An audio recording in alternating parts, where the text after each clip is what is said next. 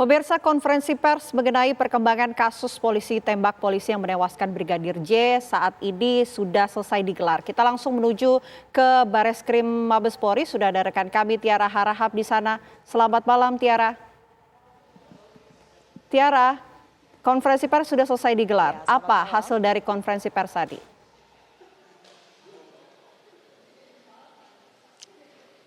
Betul, seperti yang Anda katakan, Vena dan juga pemirsa, baru saja dari pihak kepolisian ini melangsungkan konferensi pers, di mana tadi kita saksikan sama-sama ya, ada dipimpin konferensi pers tersebut oleh Kadif Humas Mabes Polri Irjen Pol Dedy Prasetyo, kemudian juga Dirtipidum Bareskrim Polri Brigjen Andirian.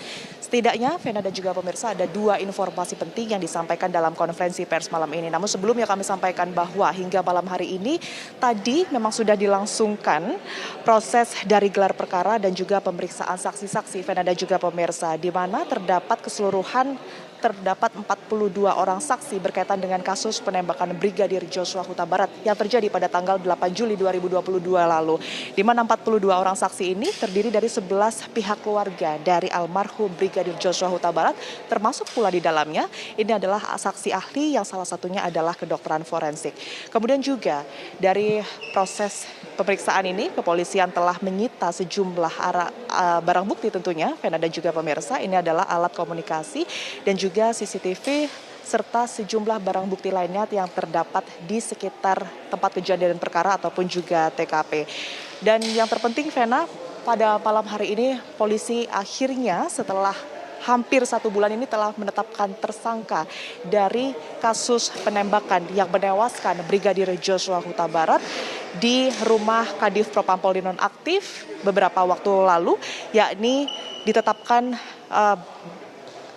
Richard Eliezer ataupun juga Baradae, yang dimana kita ketahui ini selama ini diduga melakukan penembakan ataupun juga mengeluarkan sebanyak 5 proyektil, yang dimana satu diantaranya ini bersarang di tubuh Brigadir J dan menyebabkan Brigadir J meninggal dunia. Di mana penetapan tersangka ini disangkakan dengan pasal 338 Junto 55 dan 56 KUHP Vena dan juga pemirsa, di mana di pasal 338 tersebut disebutkan barang siapa dengan sengaja merampas nyawa orang lain diancam karena pembunuhan dengan pidana penjara paling lama 15 tahun.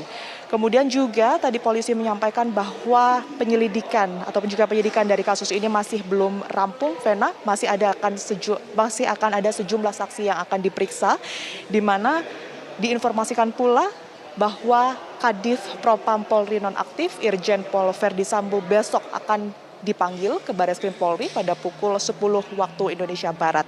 Kemudian juga keseluruhan kasus ini Vena telah ditangani tentunya oleh tim sus dan juga Irsus, begitu, di mana untuk saat ini kami pun tadi sempat menanyakan sebenarnya lokasi ataupun juga keberadaan dari Brigadir dari Baradae ini saat ini di mana, begitu. Polisi mengatakan bahwa saat ini Baradae ini telah berada di Bareskrim Polri untuk menjalani sejumlah pemeriksaan dan kedepannya akan menjalani pemeriksaan sebagai tersangka, akan pula ditahan di sini.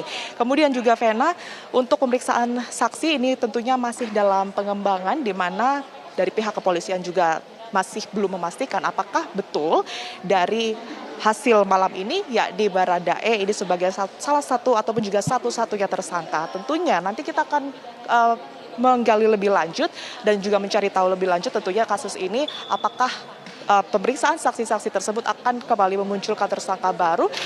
Sementara itu juga kita ketahui bahwa terus pemeriksaan saksi-saksi tersebut akan terus berlangsung, termasuk besok pemanggilan dari Irjen Pol Verdi Sambo. Sementara demikian Vena dan juga pemirsa, kami kembalikan ke Anda di studio. Baik, terima kasih Tiara Harahap melaporkan langsung dari Mabes Polri Jakarta.